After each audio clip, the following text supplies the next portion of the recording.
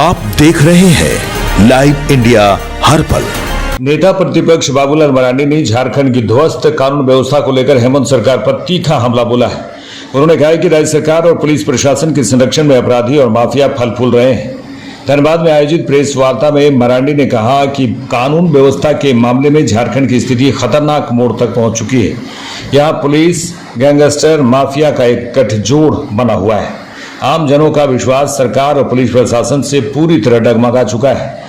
यह संयोग नहीं है बल्कि इस स्थिति को पैदा किया गया है।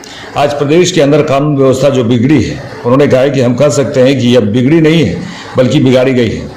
जब दागी अफसर को जिलों में और प्रदेशों में पदस्थापित किया जाएगा तो बेहतर कानून व्यवस्था की उम्मीद भला कैसे की जा सकती है। बाबूलाल मरांडी ने धनबाद एसएसपी पर निशाना साधते हुए कहा कि यहाँ वर्दी और बिना वर्दी वाला गुंडा एक दूसरे के कपड़े खोलने की प्रतिस्पर्धा चल रही है, जबकि सरकार पूरी तरह मूक दर्शक बनी हुई है। आम जनता, कारोबारी सभी परेशान है। आखिर इस राज्य में कैसे अमन चैन स्थापित हो पाएगा।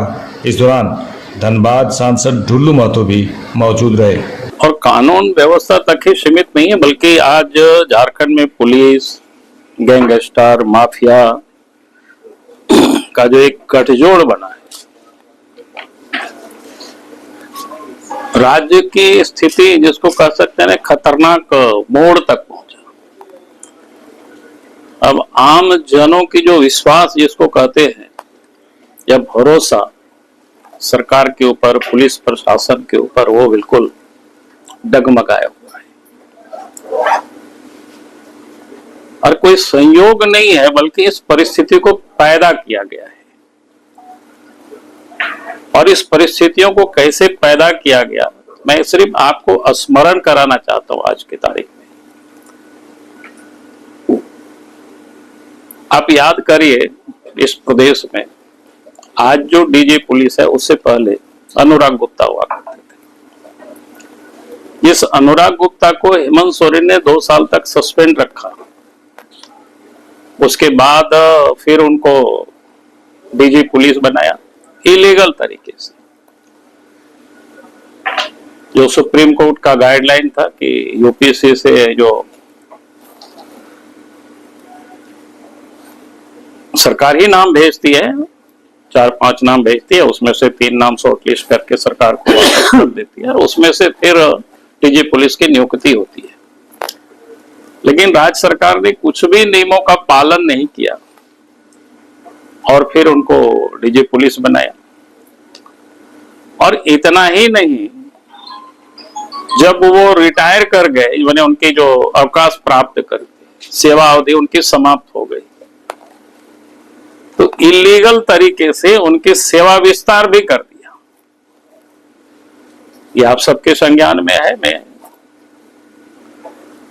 और सेवा विस्तार कर दिया, कुछ दिनों तक काम करते रहा। तो आप सबको ध्यान में है कि वो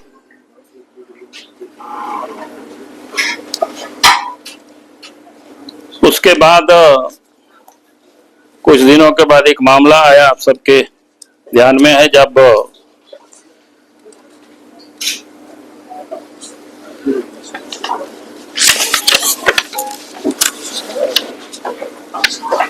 एक अपराधी का इनकाउंटर हुआ था,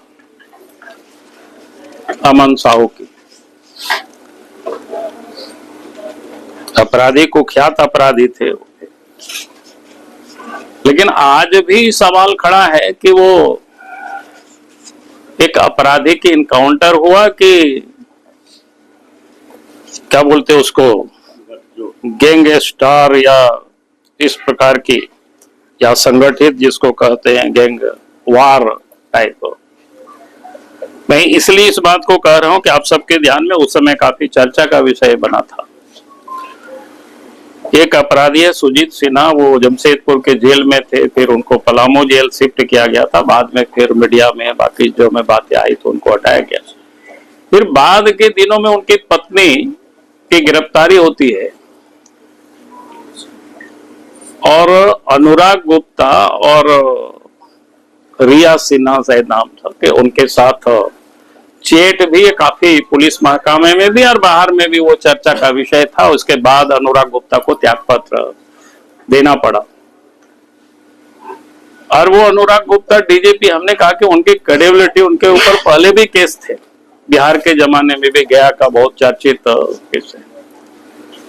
और वही पुलिस ऑफिसर पुलिस महानिदेशक भी था, सीआईडी के भी स्टेट हेड थे, एसीबी के भी स्टेट हेड थे।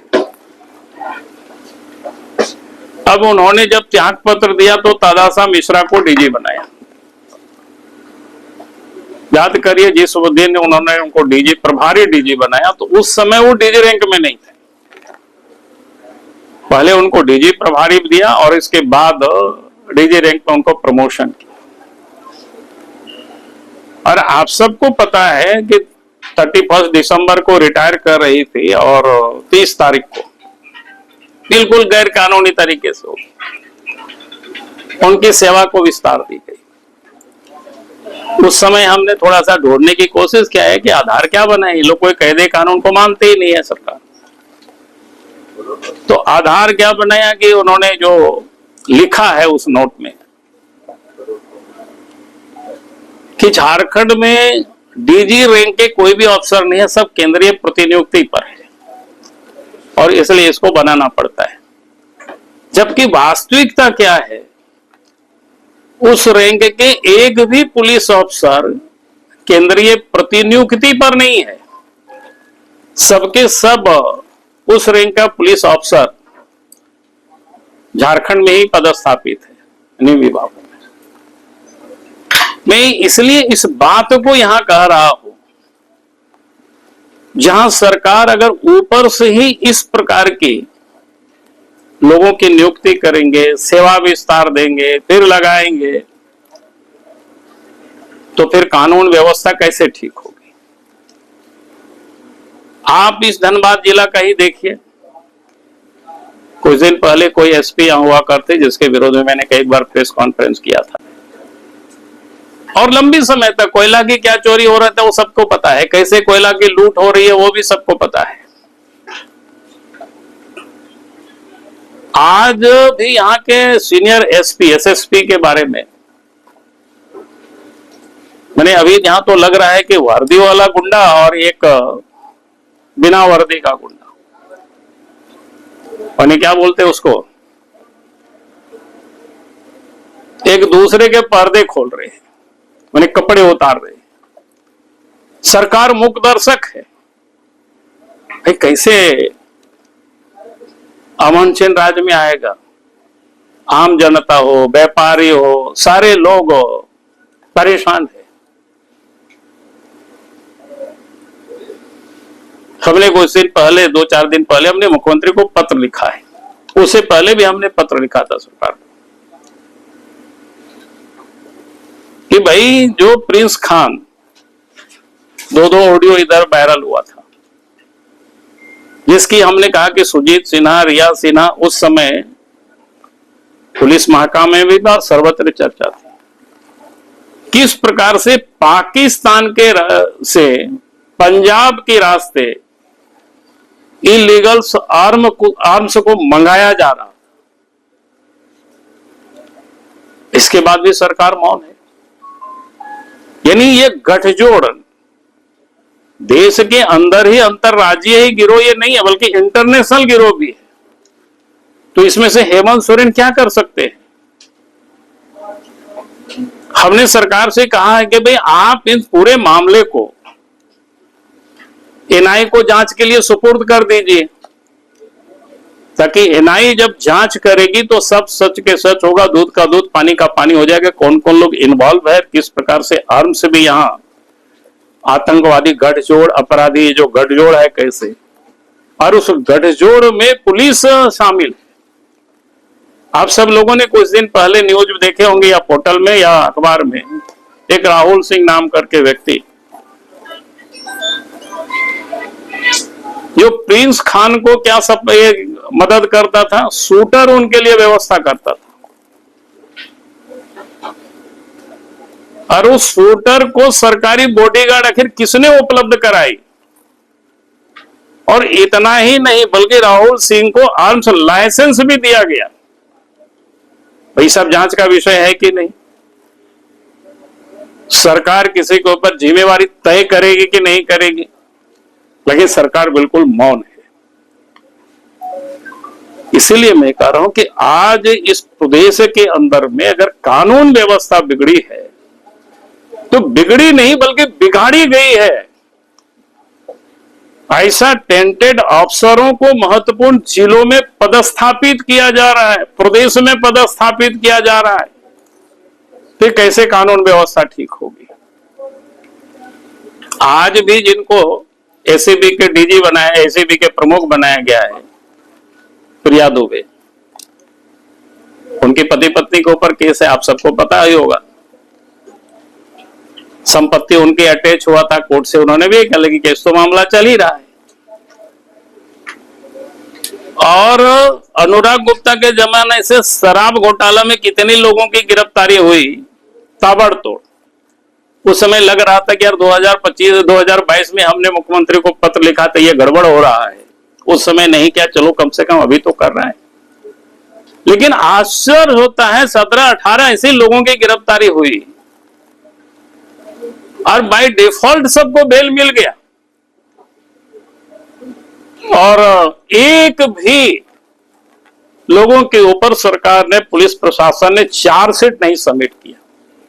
सरकार मौन है। हमने ये सारे विषय को विधानसभा में भी उठाया था। क्या बता रहा है, कैसे राज चल रहा है? लगता है कि इस राज्य में पुलिस गुंडे और माफिया उन लोगों के हवाले कर रखा है।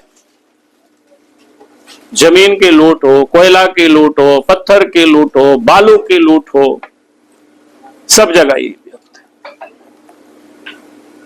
तो इसलिए मैंने सरकार से यह मांग की है कि भाई इन सारे मामलों को एनआईए से जांच करानी चाहिए। कैसे